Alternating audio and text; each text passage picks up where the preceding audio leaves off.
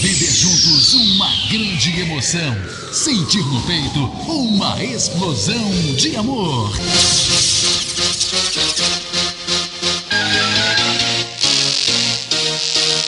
Está entrando no ar, na Catedral FM.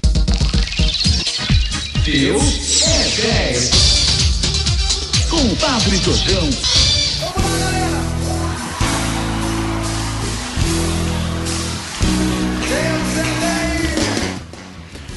Bom dia, amados irmãos e irmãs, bom dia, ouvintes da Rádio Catedral, que infelizmente hoje não estamos omissos em virtude da propaganda eleitoral, mas hoje é um dia muito festivo. Nós celebramos o bicentenário da nossa independência. Lembro-me quando criança do Sesc Centenário da Independência, dos 150 anos da independência do Brasil. Era criança e era um dia festivo, foi um dia festivo.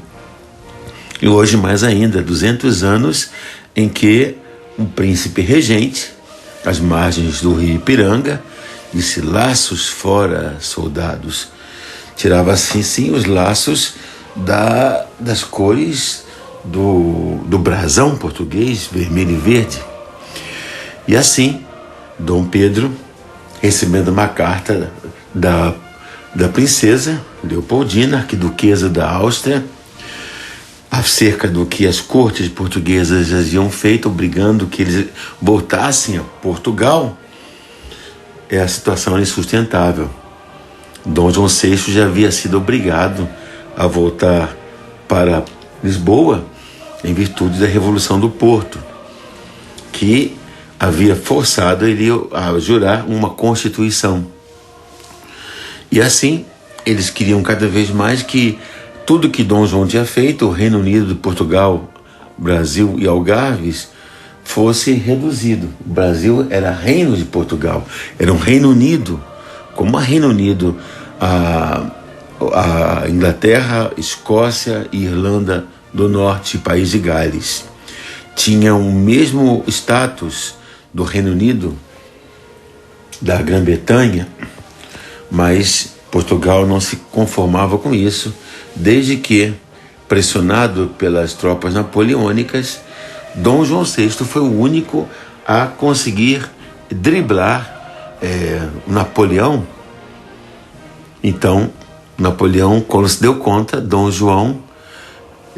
Napoleão queria que houvesse um embargo econômico à Inglaterra, a sua grande inimiga, e Dom João não fez. Ele conseguiu driblar Napoleão, o que não conseguiu fazer na Rússia, nem a Espanha, mas Dom João foi o único, ele vai escrever isso no seu testamento, que o único que me enganou foi o Bragança. Dom João transfere a sede do reino para o Brasil, fato que já era pensado desde o século XVI, e assim toda a corte se muda de um dia para o outro. Claro, algo muito bem pensado. Ele, que era o príncipe regente, em virtude de sua mãe, Dona Maria I, está com problemas emocionais. Ele era o regente, ou seja, Dona Maria era a rainha, mas ele era o regente, ele governava esse lugar. Então mudam-se para o Brasil. E quando Napoleão chega a Lisboa, o rei não estava mais lá. Ele encontra apenas um domínio da coroa, mas o rei governava do outro lado do Atlântico. Napoleão foi enganado por aqueles a quem atribuíam ser um rei inocente, um rei ingênuo, mas na verdade era um homem de profunda sagacidade. Dom João vem para o Brasil, fica hospedado um pouco tempo em Salvador e depois vem para o Rio. E desde 1808, o Brasil, principalmente o Rio de Janeiro, ganha um novo status.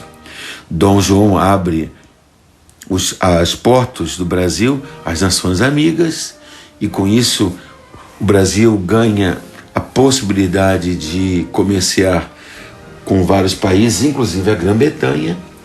Pensamos que o Reino Unido tinha um comércio muito grande,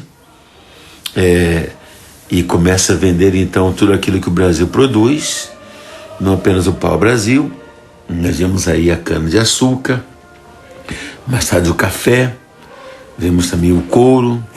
Então o Brasil produz muita coisa, pedras preciosas, e o Brasil é uma colônia muito rica, madeira, e vai então enriquecer-se com esse tipo de grande comércio com toda a Europa, o que vai então abastecer o Reino Unido.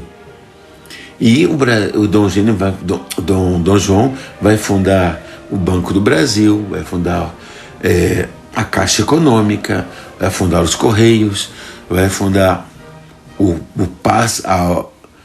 vai fundar o Jardim Botânico, dentre tantas coisas que ele vai fundar no Brasil. Dom João vai criar então a imprensa, e o Brasil passa a ter um incremento impressionante. E pouco a pouco ele vai criar seus filhos. O herdeiro, Dom Pedro, ele era um homem muito low profile, muito simples, e vai criar com os empregados, com os simples, não a maneira de corte como sua esposa, sua mulher, Dona Carlota Joaquina, que era um país profundamente amigo de Portugal. Ele se casa com a herdeira da Espanha, mas ele que era dado à corte, a festas, mas homem simples. Seu filho Pedro vai ser criado como as crianças simples do palácio. Daí percebemos como Dom Pedro é um homem simples, e mais tarde vai ser chamado o Rei Guerreiro em São Paulo, em Portugal, quando vai ser rei de Portugal, Dom Pedro IV. Mais tarde, então, quando Portugal acontece, o povo português revoltado, porque o rei está no Brasil, não em Portugal, a Revolução do Porto, quando impõe uma constituição ao rei, Dom João tem que voltar. Dom João deixa Dom Pedro no Brasil como príncipe regente, para que aquilo que era iminente, que o Brasil, quando houvesse talvez a declaração de independência, Dom Pedro declarasse independência, porque havia vários movimentos que queriam proclamar pequenos países. Havia várias insurreições, como a Baianada, como Barriga Verde, vários movimentos que queriam fazer do Brasil como América Latina, pequenas repúblicas que não fosse a coroa portuguesa, não fosse as casas do Bragança, o Brasil seria como a América Latina pequenas repúblicas separadas, divididas entre si.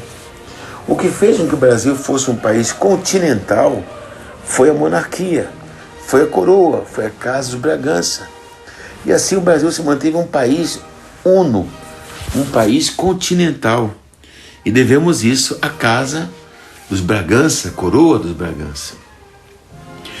Dom Pedro, então, quando a situação se mantém praticamente difícil, ele vai até São Paulo, a província mais próspera, mais rica, mas ele passa primeiro em Guaratinguetá, onde havia uma imagem que fora achada no século XVIII, em 1717, e ali ele para naquela ermida, uma imagem de Nossa Senhora da Conceição, que por ter aparecido no Rio Paraíba do Sul, é chamada Nossa Senhora da Conceição Aparecida, ou simplesmente Nossa Senhora Aparecida. Ele faz uma promessa: caso ele consiga proclamar a independência, ele proclamaria Nossa Senhora Aparecida, padroeira do Brasil. E acontece 15 dias depois que, de fato, diante do que se sucede, a ordem de ele voltar a Portugal, a imperatriz, a arquiduquesa Dona Leopoldina, manda ele as cartas, e ele então proclama, e diante do Riacho Ipiranga, a independência do Brasil. 7 de setembro de 1822. Celebramos hoje 200 anos em que um Orleans e Bragança, o príncipe, então proclama esse dia inesquecível em que finalmente nosso país começa a existir. E a bandeira, que é feita por sua esposa, a então agora imperatriz. Ela vai recordar a casa dos Habsburgos e a casa dos Bragança. Como assim, padre? O amarelo é a cor dos Habsburgos e o verde é a cor dos Bragança. Daí a cor verde e amarelo. A República depois vai dizer que são as matas, são ouro, mas isso é invenção da República, porque a cor amarela é a cor da casa de Dona Leopoldina, da Áustria, do Habsburgos, e o verde é a cor dos Bragança. Que Deus abençoe nossa pátria, Deus abençoe o Brasil, nesses 200 anos, pela intenção de Nossa Senhora Aparecida, de São Pedro de Alcântara, excelsos padroeiros do Brasil. A todos abençoe-vos, Deus Todo-Poderoso, Pai, Filho e Espírito Santo. Que o Senhor nos dê que o Senhor ilumine os eleitores que vão, no início do mês que vem, vão votar pelos nossos governantes. Que nós nunca nos esqueçamos que Nossa Senhora é nossa excelsa padroeira e que Deus nos livre de ideologias nefastas que destruam, que afastem a fé e que propaguem tudo aquilo que é de mal, como o aborto, ideologias que neguem aquilo que Deus nos pede. Fiquemos na paz do nosso Deus que é 10. Amém.